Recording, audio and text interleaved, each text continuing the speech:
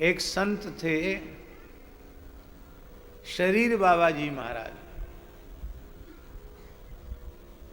पवित्र विप्र कुल का जन्म था, बुंदेलखंड का शरीर था उनका, भगवत प्राप्त सिद्ध पुरुष थे। केवल शरीर मात्र परिग्रह था, इसलिए उनका नाम शरीर बाबा पड़ गया। शरीर पर कोई कपड़ा वपड़ा नहीं पहनते, पूर्ण दिगंबर रहते थे। इतनी ऊंची कक्षा ज्ञान की उन्हें प्राप्त हो चुकी थी कि जो लक्षण भगवान ऋषभ देव जी के कहे गए भागवत में, वे सारे लक्षण उनमें घटित थे। उनके मलमूत्र से भी सुगंध आती थी। किसी ने खिला दिया तो खा लिया, पिला दिया तो पी लिया, अपने आप कुछ नहीं, मस्त घूमते रहते थे पागलों की तरह। कभी कोई उनको कहीं देखता, कभी कोई कहीं देखता, ऐसे थे। एक बार जंगलों में पड़े थे, सत्य घटना है, और कुछ किसान लोग वहां से जा रहे थे रात्रि में अपने खेत में पानी लगाने के लिए। गेहूं के खेत में रात को ही पानी लगाया जाता है।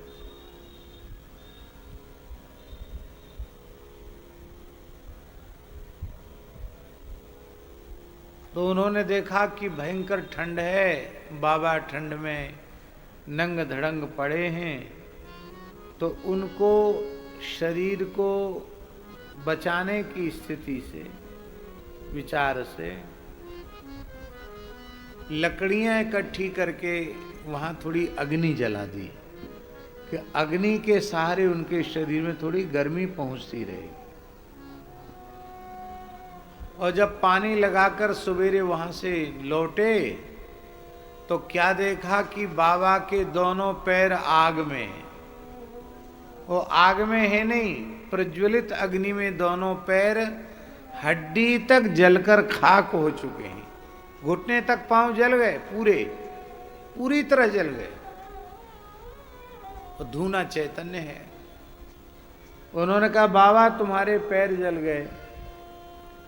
बाबा बोले जिसके पैर होंगे उसके जलेंगे, हमारा ना हाथ है ना पैर है, तो हमारा क्या जलेगा। अब वो तो बहुत ऊंची कक्षा में स्थित होकर बोल रहे थे, पर वे बेचारे किसान न समझ सके। अरे बोले ये तो बड़ा उल्टा हो गया, बाबा ने अपने पैर जला लिए, पता नहीं कैसा पागल है। एक सप्ताह बाद फिर फसल में पानी देने के लिए आए तो अब की बार क्या देखा कि बाबा जंगल में घूम रहे हैं। उनके नए पैर उगाए, नए पैर उगाए। अब ये सोचिए देहाध्यास इतना कम हो सकता है कि पैर जलकर भस्म हो जाए और पता भी न चले। असंप्रज्ञात समाधि की अवस्था में क्या होता है? असंप्रज्ञात समाधि की अवस्था में शरीर का कोई अंग काट कर कोई फेंक दे तो भी समाधि में परब्रह्म के सार जिसके अंतःकरण का एकाकार हो रहा है, उसे अनुभूति नहीं होगी कि मेरा हाथ कट गया है, मेरा पैर कट गया है।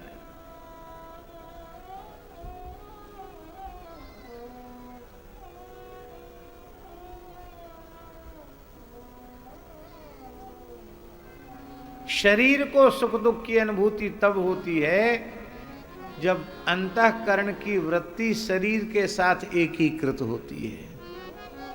और जब अंतःकरण की वृत्ति प्रभु के साथ एकीकृत हो जाती है तो शरीर के सुख दुख की अनुभूति नहीं होती। बोलो भक्तवत्सल भगवान की जय। तो श्री नामदेव जी को तनिक भी अपमान बोध नहीं हुआ। उन्होंने अपने मन में विचार किया, क्या है, गाली दिया, धक्का दिया, मार पिटाई की, बाहर निकाल दिया, इससे हमारी क्या हानि हो गई। अच्छा हुआ, लोभ करने वाले को तो दंड मिलना ही चाहिए। हमने फटी पुरानी जूतियों का लोभ किया और अनुचित अशास्त्रीय कार्य किया कि फेट में बांध करके मंदिर में कीर्तन करने चले गए। तो जूतियों में आसक्ति हमारी हो गई, हमारी आसक्ति विट्ठल में होनी चाहिए थी। अच्छा हुआ यदि यह दंड ये पंडा पुजारी यहाँ न देते तो यमराज के यहाँ इस दंड को भोगना पड़ता। पंढरीनाथ कितने करुणामय हैं, इतने बड़े अपराध को यहाँ हल्के में ही उन्होंने समाप्त कर दिया, सहज में ही उसका दंड भुगवा दिया। बड़े प्रसन्न हुए श्री नामदेव जी, दुखी नहीं है बिल्कुल। और इसके बाद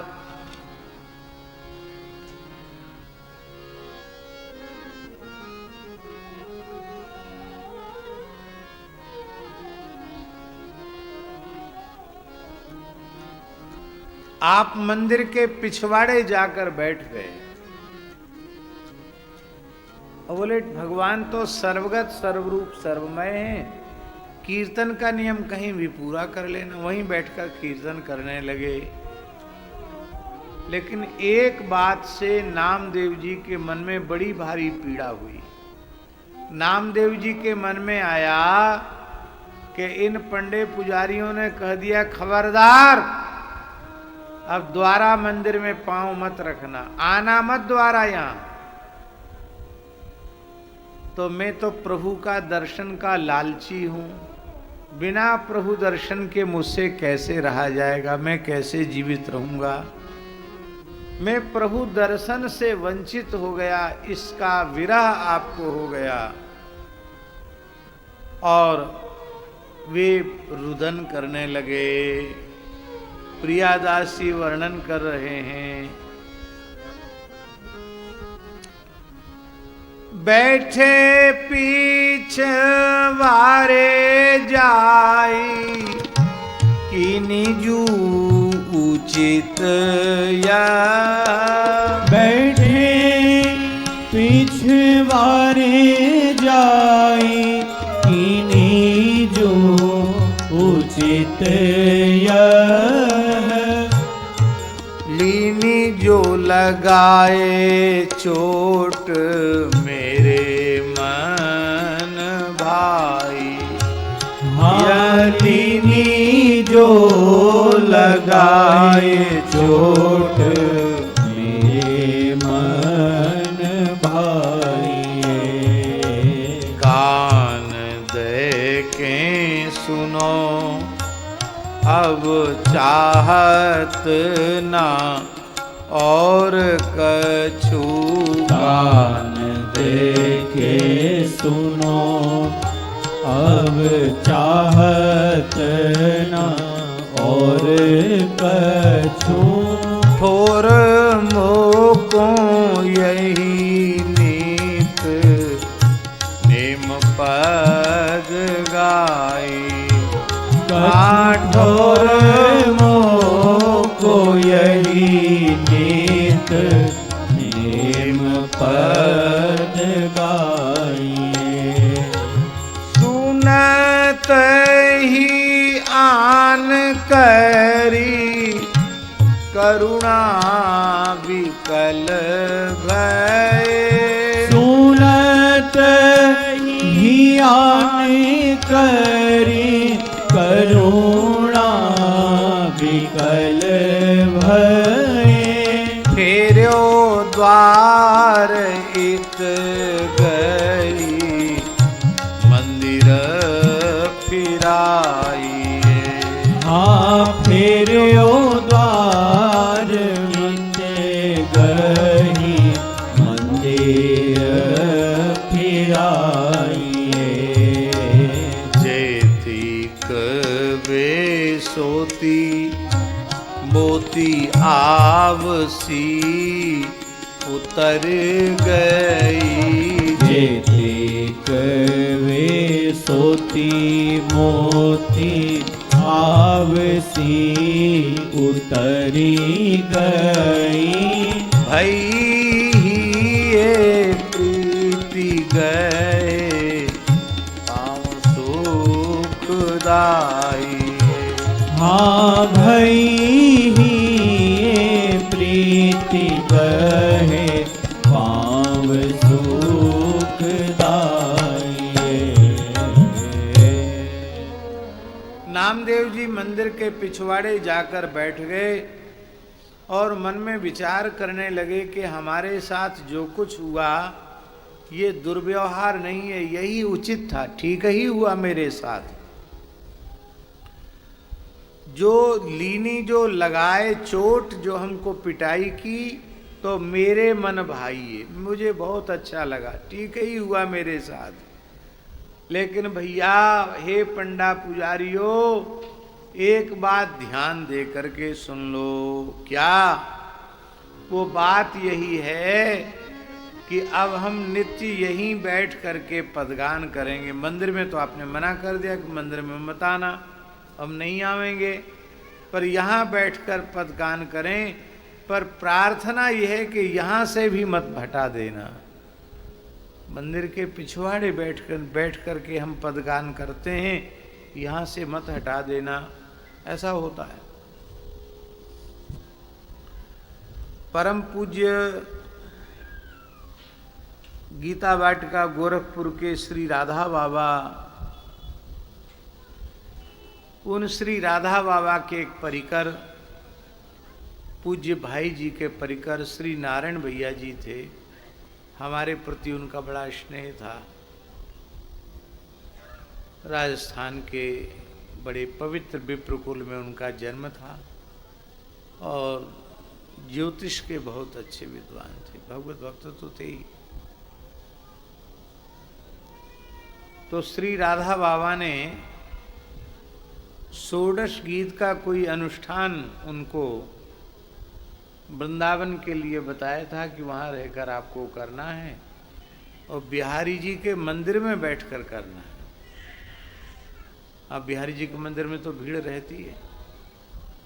वहाँ एक जगह कोने में बैठकर वो पाठ करने लगे तो पंडा पुजारियों की नज़र में खटके, यहाँ मांगने बैठा है। इन्होंने स्पष्ट किया कि मुझे यहाँ कुछ फूटी कौड़ी भी नहीं चाहिए, हम तो एक महापुरुष की आज्ञा से यहाँ बैठकर कुछ अनुष्ठान करना चाहते हैं। लेकिन वे लोग इतने पीछे पड़ गए कि धक्का देकर बाहर निकाल ही दिया। एक दो दिन बड़ी मुश्किल से बैठ पाए, बाद में उनको वहाँ बैठकर पाठ करना भारी पड़ गया। बड़े दुखी हो गए, अनुष्ठान भी छोड़ना पड़ा, जगह परिवर्तित करना पड़ी। तो पूज्य श्री घनश्याम ठाकुर जी थे, बाबा ने कह दिया था कोई समस्या हो तो ठाकुर जी से पूछ लिया करो। तो ठाकुर जी से कहा कि पूज्य बाबा की आज्ञा का पालन नहीं हो रहा है, क्या करें? तो ठाकुर जी बोले कि बाबा से पूछ के हम कल बताएंगे, आज नहीं बता सकते। अब देखो, ठाकुर घनश्याम जी भी वृंदावन में है, उस समय मोबाइल चले नहीं थे कि मोबाइल से पूछ के बता दें। इतने जल्दी कोई टेलीग्राम भी नहीं जा सकता है। रात्रि को किया जा रहा, रात्रि को कहाँ से व्यवस्था हो सकती थी गोरखपुर तक बाबा के पास समाचार पहुंचाने की। और प्रातः काल जब नारायण भैया आए तो उन्होंने कहा बाबा से हमारी बातचीत हो गई है, बाबा ने आदेश दिया है कि जिस कमरे में तुम रहते हो उस कमरे से बिहारी जी के मंदिर की दिशा जो हो उस ओर मुँह करके बैठ जाना अपने कमरे में ही। और जो तुम्हारे सामने वाली दीवाल है, नेत्रों के सामने वाली, उसको तुम अपने कमरे की दीवाल मत मानना। श्री सीताराम जी महाराज की जय। दंडोत प्रणाम। श्री राम जय जय राम, श्री राम जय जय राम, श्री राम जय जय राम, श्री राम जय जय राम, श्री राम जय जय राम,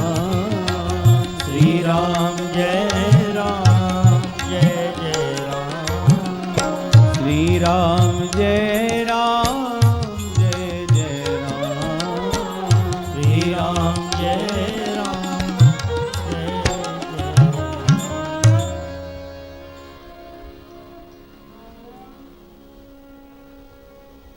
अब उनका समाधान तो हो गया, लेकिन वो नारायण भैया बड़े तीक्ष्ण बुद्धि वाले थे। उनको एक विचार हुआ कि ठाकुर जी से शाम को बात की, बोले हम कल बताएंगे, बोले रात में बाबा से बात हो गई। तो किस साधन से बात हुई? उन्होंने कहा ठाकुर जी आपकी बात पर तो हम 101% विश्वास करते हैं और मैंने अपने कमरे में साधन शुरू कर दिया, उससे मुझे बहुत आनंद मिल रहा है। लेकिन क्षमा करना, हम ये जानना चाहते हैं कि आपने किस पद्धति से पूज्य राधा बाबा से संपर्क स्थापित किया। इतना सुनते ही ठाकुर जी के नेत्र सजल हो गए। बोले बाबा ने अपनी कपड़े की पहनी हुई पादुकाएं, पुरानी पादुकाएं मुझे कृपा पूर्वक प्रदान की थी। मैंने पादुका जी से पूछ लिया और जो आदेश मुझे बाबा से मिलना था वही आदेश उनकी पादुकाओं से मुझे मिल गया। भाव हो, श्रद्धा पूर्ण हो तो भरत जी पादुका से पूछ पूछ कर सब संपूर्ण धरती के साम्राज्य को सुव्यवस्थित करने का कार्य पूछ पूछ प्रभु पावरिन, भगवान की पादुकाओं से पूछ करके करते हैं। भावना होवे तो भगवान सामने खड़े हों, इसकी आवश्यकता नहीं है। जहाँ से भगवान का स्मरण किया जाए वहीं से भगवान की अनुभूति आरंभ हो जाएगी। भगवान उत्तर देना, बोलना आरंभ कर देंगे। और भावना शून्य हो तो भगवान के मंदिर में अहर्निश सेवा करने पर भी ठाकुर जी मौनी बाबा बन के खड़े रहेंगे, कुछ नहीं बोलेंगे। पाषाण प्रतिमा उन्हें मानेंगे तो वो क्यों बोलेंगे? धातु प्रतिमा उन्हें मानेंगे तो वे क्यों बोलेंगे? उन्हें साक्षात स्वरूप में अनुभव करेंगे तो वे बोलेंगे भी। बोलो भक्तवत्सल भगवान की। तो नामदेव जी ने कहा कि बस यहाँ मुझे मत हटाना, यहाँ से मत हटाना, यहीं बैठ कर के मैं पदगान करूँगा। और आप पदगान करने लगे। पदगान करते करते आप प्रेम विह्वल हो गए, करुणा से व्याकुल हो गए। आपकी व्याकुलता सहन नहीं हुई। ठाकुर जी तो सन्मुख बैठकर पद सुनना चाहते हैं। उन्हें संतोष नहीं कि हमारे पिछवाड़े नामदेव जी बैठ कर के पद गा रहे हैं। ठाकुर जी ने संपूर्ण मंदिर को घुमा करके नामदेव जी पीछे बैठे हैं और पूरे मंदिर को घुमा करके नामदेव जी के सामने भगवान हो गए, सन्मुख हो गए। आज भी ओढ़ा नागनाथ में मंदिर का पूरा द्वार फेरा घुमा हुआ है, पूरा मंदिर घुमा हुआ है। कैसी विलक्षण बात है। आज भी वह चमत्कार दिखाई पड़ रहा है। अब जेतिक वे सोती मोती आवसी उतर गई। जितने श्रोत्रिय ब्राह्मण थे, श्रोत्रिय माने वेदज्ञ ब्राह्मण, उनकी हालत ऐसी हो गई कि जैसे मोती की आव उतर जाती है। आव माने होता है चमक। मोती की चमक उतरने के बाद उसे असली मोती नहीं माना जाता, वो नकली मोती सिद्ध हो जाता है। और नकली मोती की कोई कीमत नहीं होती है। ऐसी नग की चमक उतर गई, आब उतर गई तो नग भी वो कीमती नहीं माना जाता। हमारे मन में एक बार भाव आया कि अपने ठाकुर जी की ठोड़ी पे कोई बहुत मूल्यवान नग लगवाएंगे, अच्छा रहेगा।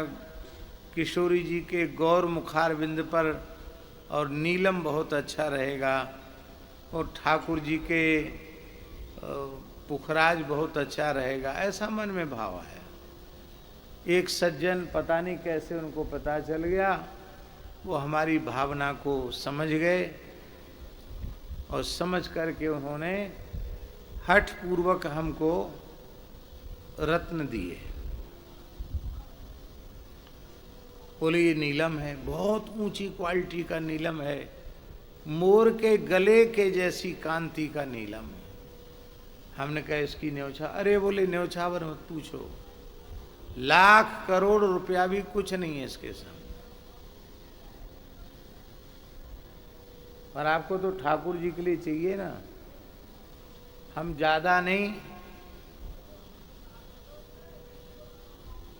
आप 50,000 रुपए दे दो, पर्याप्त है। नाम मात्र दे दो, कुछ 50,000 दे दो। हमने कहा ठीक है। तो हमने कहा झोली में देखो भैया कितना है महाराज जी। तो झोली में देखा तो उसमें 50,000 की क्या चले, मात्र कुल मिला के 15,000 रुपये निकला। और उसके द्वारिका की बात है, द्वारिका की बात है, मात्र 15,000 रुपये निकला। और हमने भी वो 15,000 दे दो। मैंने ये भी कहा कि इतना घाटा सह कि आप क्यों कर रहे हो, रहने दो। नहीं नहीं, आप जो दे दोगे फूल पान वही बहुत है। 15,000 दे दिए, हम ले आए। अब एक ही नग लाए, ज्यादा तो खरीद ही नहीं सके किशोरी जी की सेवा के लिए। किशोरी जी को बढ़िया लगेगा। अब हम तो यही धोखे में थे कि लाखों करोड़ों का है। तो जयपुर के एक जौहरी हैं, उनको हमने दिखवाया, क्योंकि भाई ये स्वर्ण में बनाकर जानकी जी को धारण कराएंगे। आप तो जवाहरात का काम करने वाले, ये कितने का होगा? तो आपने कितने का लिया? तो हमने कहा 15,000 रुपये। तो बड़ी जोर से हंसे, 15,000 का? हाँ, बहुत कई साल पुरानी बात, 20 साल हो गया होगा, कम से कम 20-25 वर्ष हो गया होगा। उसने कहा महाराज जी,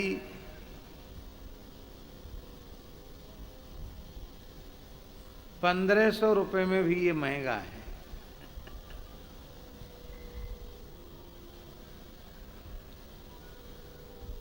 ये नग है ही नहीं,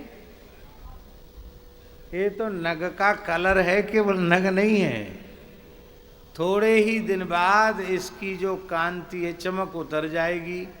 नहीं उतरेगी तो ये कांच है, कांच नहीं है तो पत्थर। क्यों, कांच में इतना वजन नहीं होता है, तो पत्थर। लेकिन ये नकली है, ये असली नग नहीं है।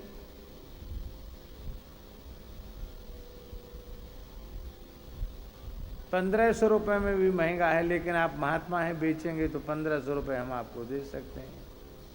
आप क्या करेंगे? कुछ नहीं करेंगे, नहीं प्रयोग किया। फिर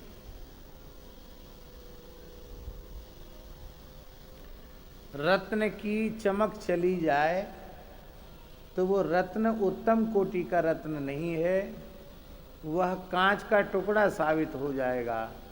मोती की चमक उतर जाए तो मोती किसी काम का नहीं, फूटी कौड़ी का भी नहीं मोती। तो श्री प्रियादास जी लिख रहे हैं, जेतिक वे मोती सोती, जेतिक वे सोती मोती आवसी उतर गई। वे श्रोत्री ब्राह्मण जो बड़े बड़े अहंकार पाले पोसे थे कि हम बहुत बड़े वेदज्ञ ब्राह्मण हैं, न्याय व्याकरण वेदांत आदि विषयों के प्रकांड पंडित हैं, धर्माधिकारी हैं, मंदिर के पुजारी हैं, पंडा हैं, तीर्थ पुरोहित हैं, जाने क्या क्या अहंकार पाले पोसे बैठे थे। आज नामदेव जी के लिए जब भगवान ने मंदिर को घुमा दिया, पूरे मंदिर का द्वार ही बदल दिया, तब वे सब के सब श्रोत्री ब्राह्मण नामदेव जी के चरणों में पड़ गए। बोलो श्री नामदेव जी महाराज की जय। नामदेव जी ने कौन सा पद गाया? नामदेव जी का वह अभंग बड़ा प्रसिद्ध अभंग है। हीन है जाति जादव राय, हीन है जाति जादव राय। हे प्रभु मैं बहुत नीच जाति का हूँ, हीन जाति का हूँ।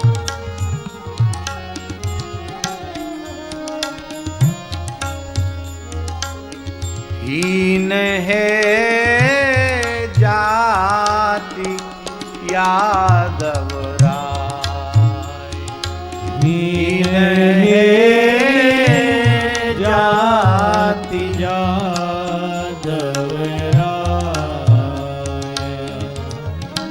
आगे की पंक्ति तो बड़ी विचित्र है।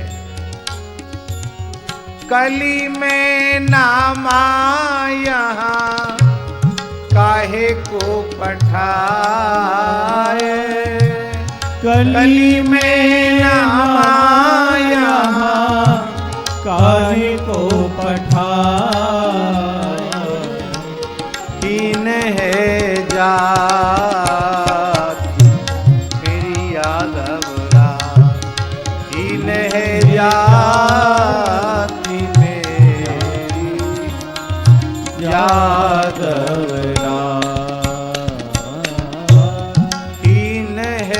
जाति मेरी यादव राय। हाँ हीन है जाति मेरी यादव राय। हे प्रभु, इस कलयुग में जहां देखो वहां दम्भ पाखंड छल प्रपंच है, कपट है। और ये आपका नामदेव झूठ बोलना आता नहीं है, छल कपट दंभ आता नहीं है, तो वस्तुतः हम कलयुग में जन्म लेने लायक नहीं थे। मेरे जैसे भोले भाले व्यक्ति को आपने इस कराल कलिकाल में, जहाँ लोगों के मन की बात समझना बहुत कठिन काम है, मन में कुछ और है, वाणी में कुछ और है, क्रिया में कुछ और ही है, ऐसे लोगों के बीच में आपने हमको क्यों भेज दिया।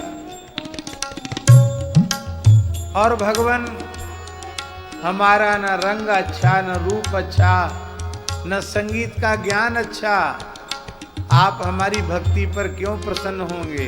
आपके तो यहाँ नृत्यांगनाएं नाच रही हैं। ताल पखावजी बाजे, पातुरी नाचे। ताल पखावज बाजे, पातुरी नाचे। पातुरी माने नाचने वाली नृत्यांगना, वेश्या नाच रही। हाँ ताल पखावज बाजे, पातुरी नाचे। ताल पखावज बाजे, पातुरी नाचे। हमारी भगति विठल काहे को राचे, हमरी भगति विठल काहे को राचे। हमारी भगति विठल काहे को राचे। हमरी भगति विठल काहे को राचे। हीन है जाति मेरी यादव राय, हीन है जाति मेरी यादव राय। पंढरी प्रभु जू बचन सुनीजे, पंढर प्रभु जू बचन सुन लीजे। देव कहाँ दर्शन दीजे। नाम देव कह दर्शन दीजे। हीन है जाति मेरी यादव राय। हीन है जाति मेरी यादव राय। हीन है जाति मेरी यादव राय। हीन है जाति मेरी यादव राय।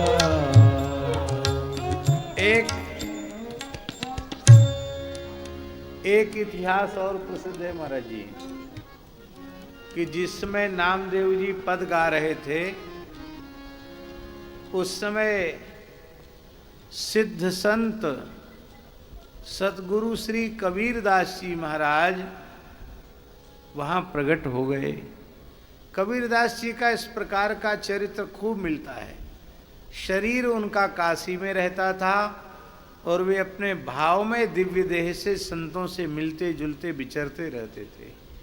ऐसे अनेक इतिहास प्रसिद्ध। योग बल से कबीर जी यहाँ प्रकट हो गए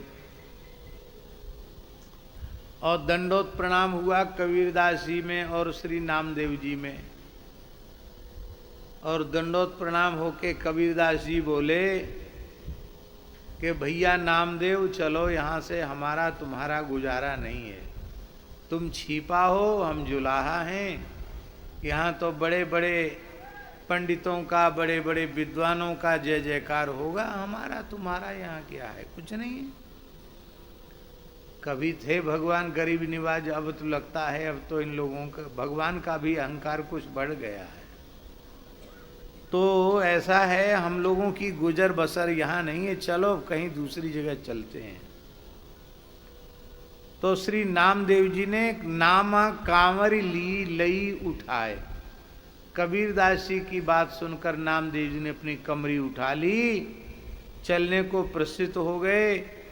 तो संतों का भाव है कि पंढरी नाथ जी घबरा गए, बोले अभी तो एक भगत फूट रहा था, अब दो दो भगत फूट रहे हैं।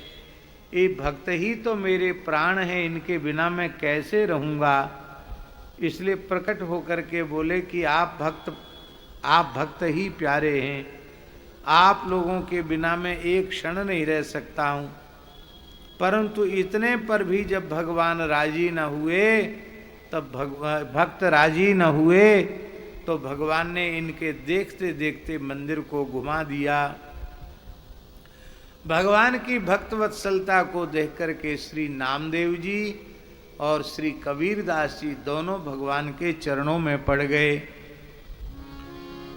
इस बात को भी नामदेव जी ने अपने एक अभंग में लिखा है, एक पद में लिखा है नामदेव जी ने।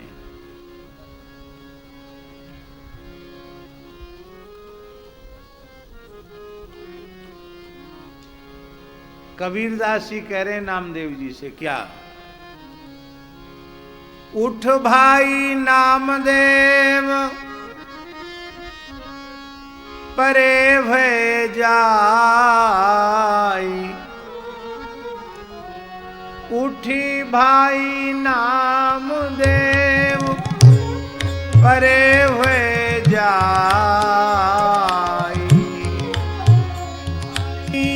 नामदेव परे भय जाई। यहाँ दुबे तिवारी बैठे आए। यहाँ दुबे तिवारी बैठे आए। ब्राह्मण बनिया उत्तम लोग। ब्राह्मण बनिया उत्तम लोग। यहाँ नहीं नाम देव तुम्हारो संयोग, यहाँ नहीं नाम देव तुम्हारो संजोग। नाम देव कामरी लई उठा, नाम देव कामरी लई उठा,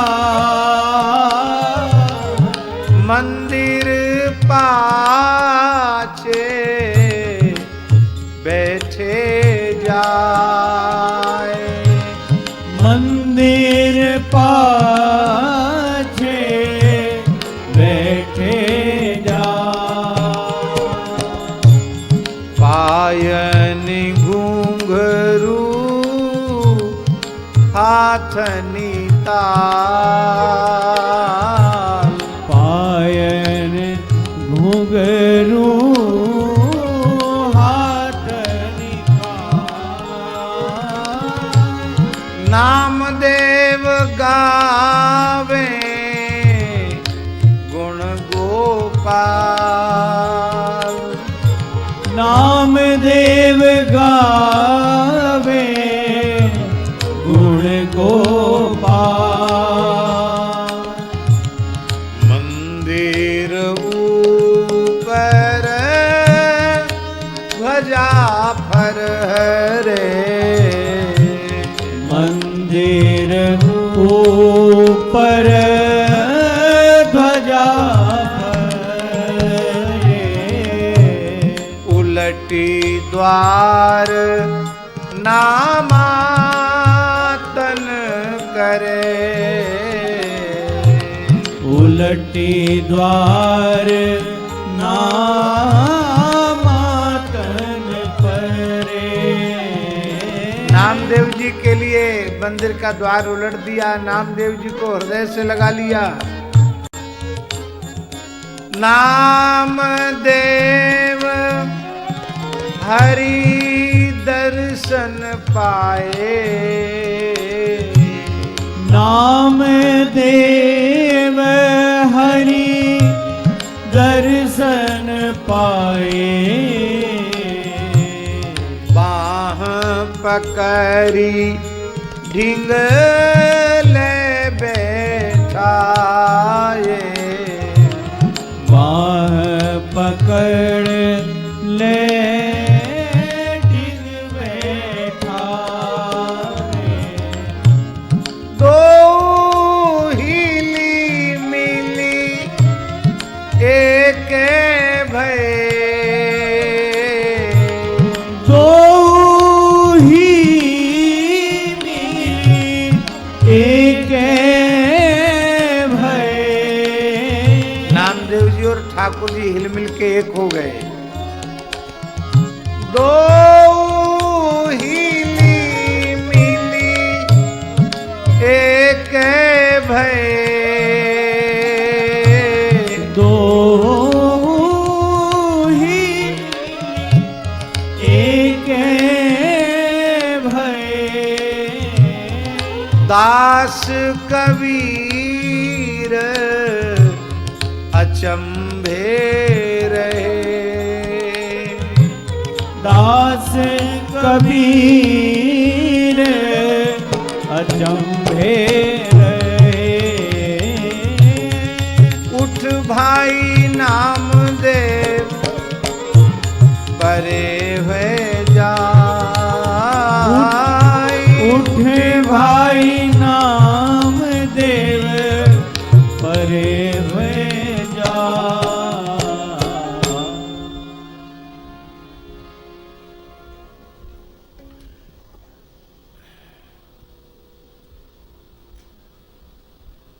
महापुरुषों के, सिद्ध पुरुषों के जीवन चरित्र भी सर्वथा असामान्य और दिव्य होते हैं, पर कई बातें उनमें न होने पर भी हम लोगों को सिखाने की दृष्टि से इस प्रकार का अभिनय हो जाता है। नामदेव जी में किसी भी प्रकार का विकार अहंकार स्वप्न में भी संभव नहीं है, पर हमारे जैसे अधकचरे अपरिपक्व लोगों को मार्ग दिखाने के लिए ठाकुर जी ने लीला की। नामदेव जी के मन में ये बात आने लगी कि देखो मैं कोई सामान्य भक्त नहीं हूँ, मैं वह भगवान का प्राण प्रिय भक्त हूँ जिसके लिए भगवान ने मंदिर का द्वार उलट दिया। ठाकुर जी ने कहा बस और तो सब कुछ हमको स्वीकार है, भक्ति का भी अहंकार सही, पर इतना सा भी अहंकार हमें स्वीकार।